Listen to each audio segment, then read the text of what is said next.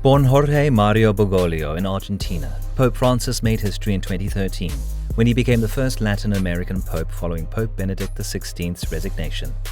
From day one, he stood out, not just for his heritage or his gentle demeanor, but for how little he cared about the perks of power. Forget the blinged-out papal palace. Francis chose a simple guest house. The man probably had fewer shoes than your average teenager. Now here's where it gets even more remarkable. Despite having access to one of the wealthiest religious institutions in the world, Pope Francis never accepted a salary from the church, even before he officially became pope. The Vatican confirmed back in 2001 that he didn't pocket a single coin, and when he stepped into the highest position in the Catholic Church in 2013, still no salary. Nothing, zip, nada. The traditional papal paycheck? A whopping $32,000 a month. That's the kind of money people dream about while stuck in traffic on their way to their 9 to 5. But Francis either donated it, passed it along to someone in need, or funneled it into a foundation. Basically, he made sure it went to someone who could really use it. Talk about practicing what you preach. But before we get into this video about His Holiness, don't forget to like, subscribe if you haven't, and if you have any thoughts about this video, leave them in the comments down below. Though his net worth was estimated to be around $16 million, mostly tied to assets and not lavish living, he remained famously modest. Let's talk about that $16 million net worth, shall we? Sounds like a lot, right? You're probably thinking private jets, gold-plated toothbrushes, and a fridge full of sparkling holy water. But when it came to Pope Francis, the number didn't tell the full story. Yes, his estimated net worth was around $16 million, but before your imagination starts running wild, most of that wasn't tied to flashy living or luxury habits. This wasn't a man flexing in designer robes or rolling through Rome in a customized Porsche with spinning rims. Most of those millions were linked to assets related to his position, not personal indulgences. Pope Francis lived like that one grandparent we all know. The one who has money in the bank but still insists on fixing things with duct tape before buying new ones. His idea of a good time wasn't soaking in a golden bathtub or hosting lavish dinner parties. Instead, he chose simple meals, wore plain clothing, and lived in modest accommodations that probably made some cardinals do a double take. And get this, despite his position at the helm of one of the most powerful religious institutions on earth, he often took the bus when you're still a cardinal. That's right, the bus. Imagine sitting next to the future pope on public transportation while you're scrolling through memes on your phone. His fortune may have had some zeros behind it, but his heart stayed grounded. And that's the kind of richness that really matters. When you picture a man with millions, you might imagine them living in a sleek penthouse, driving a custom Rolls Royce, and having a private chef who knows the difference between Himalayan salt and regular sea salt. But when it comes to Pope Francis, the image is quite different, even though his home puts the average millionaire's mansion to shame. Let's start with the Apostolic Palace, aka the Pope's official residence. Calling it a house would be like calling the Louvre a photo gallery.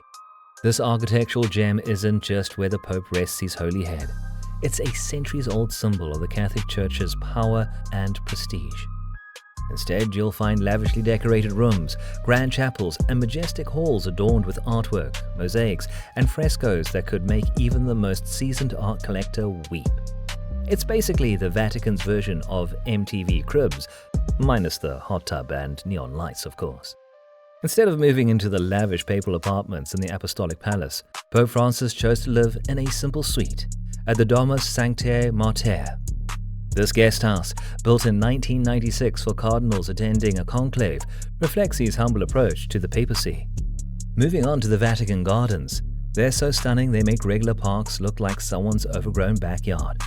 With perfectly manicured lawns, serene fountains, and classical statues peeking through the greenery, these gardens serve as the Pope's personal escape to nature. They're not just pretty, they're practical too. Pope Francis often used them for quiet reflection and spiritual recharging, which fits perfectly with his message of caring for the environment. Now, when it comes to hosting a big church event or ceremony, the Pope doesn't just book the nearest cathedral. Oh no. He gets to use St. Peter's Basilica, the largest church in the world. This is no ordinary Sunday service spot. We're talking an architectural marvel with a dome that looks like heaven touched earth, breathtaking interiors, and none other than Michelangelo's Pieta right at the front. If that's not A-list religious luxury, we don't know what is. And if the Pope ever needed a little change of scenery, there's always Castel Gandolfo, a scenic summer retreat just outside Rome. It comes with sweeping views, peaceful gardens, and enough tranquility to make any wellness influencer jealous. While Pope Francis didn't use it much, he preferred simpler lodgings. It still counts as one of the many ultra-luxurious perks attached to his role. But wait, we're just getting started. Because beyond these grand palaces and picturesque gardens lies one of the Pope's most valuable and exclusive treasures, the Vatican Library, or the Biblioteca Apostolica Vaticana. Founded in 1475, this place isn't your average dusty archive. It's a treasure trove of human knowledge, housing more than 1.6 million books, 75,000 manuscripts, and 8,500 incunabula, a fancy word for books printed before 1501. It's like Hogwarts restricted section, but only real. Among its most prized possessions, the Codex Vaticanus, one of the oldest known manuscripts of the Bible, and the Vaticanus Aeneid, an illustrated version of Virgil's work dating back to the 5th century. The reading rooms themselves are dripping in Renaissance-era frescoes, making even a casual skim through the scripture feel like a holy field trip. Access is strictly regulated, of course. Only scholars with elite credentials and a sprinkle of divine favor are allowed a peek. And then there are the Vatican's sacred relics and artifacts. These aren't just old bones in a box.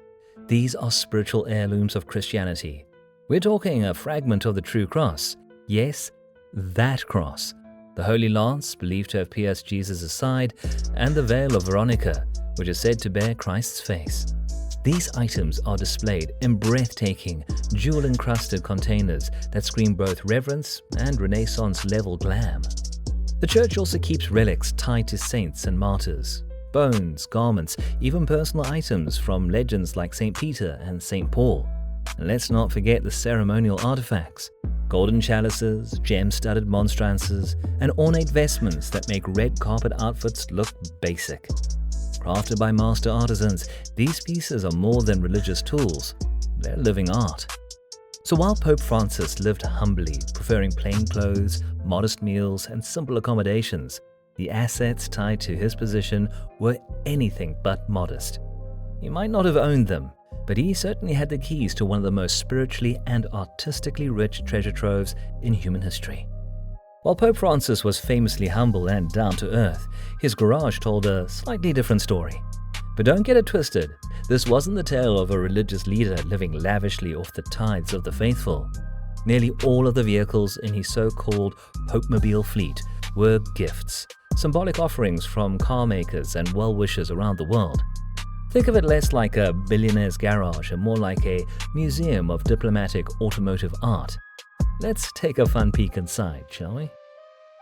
Mercedes-Benz, led by its CEO Ola Schillenhuis, handed the Pope the keys to a fully electric G-Wagon. And not just any G-Wagon. This one was a bespoke, snow-white version built specifically for him. Sleek, silent, and sustainable, the ride matched Pope Francis's strong message on caring for the environment. Sure, it's still a G-Wagon, the kind usually seen rolling up to red carpets and music video sets, but this one was tailored for the Holy Father. Talk about switching gears. In 2019, the Pope received a Renault Dacia Duster, a far cry from the G-Wagon, but no less special. Gifted by the Renault Group, this modest SUV was customized to include Vatican-specific touches and, of course, painted white. The Duster is known for being budget-friendly and practical, two things Pope Francis often preached. It's like the holy equivalent of your favorite uncle showing up to church in a decked-out Corolla. This next car is pure nostalgia. The 1984 Renault 4 GTL was gifted by Father Renzo Zocca in 2013. And while it might look like something you'd see parked outside a vintage flea market, this little classic held deep personal value. Why? It was nearly identical to the car Pope Francis drove himself back in Argentina. It's small, quirky, and entirely unassuming, which somehow makes it the most Pope Francis vehicle in the lineup.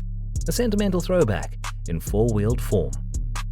Now, here's where it gets extra humble. For his daily movements around the Vatican City, the Pope reportedly used a 2006 Ford Focus. No joke.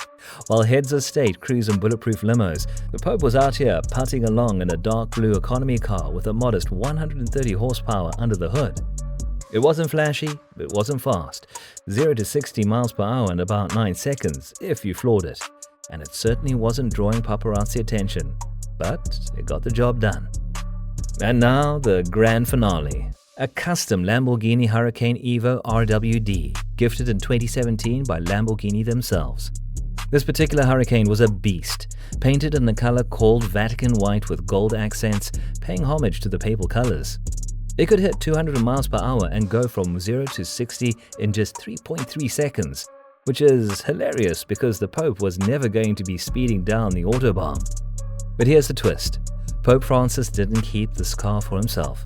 Instead, he auctioned it off, and the proceeds, around $970,000, were donated to charities supporting Iraqi Christians, victims of trafficking, and African communities. His passing marked the end of an era for the Catholic Church, one where humility, compassion, and quiet wealth reigned over extravagance.